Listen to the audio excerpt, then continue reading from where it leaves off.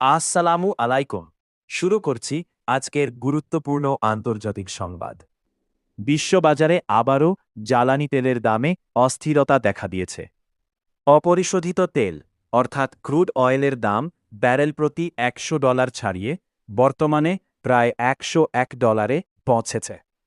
এর আগে যুদ্ধ শুরুর সময় তেলের দাম 1226 থেকে $1227 পর্যন্ত উঠে গিয়েছিল, যা বিশ্ব অর্থনীতিতে বড় ধরনের প্রভাব ফেলেছিল।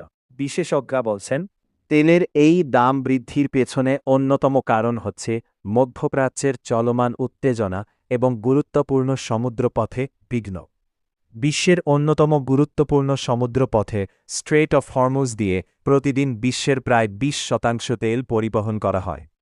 এই পথ নিয়ে সাম্প্রতিক উত্তেজনার কারণে তেল সরবরাহে বড় ধরনের অনিশ্চয়তা তৈরি হয়েছে, যা সরাসরি প্রভাব ফেলছে আন্তর্জাতিক বাজারে।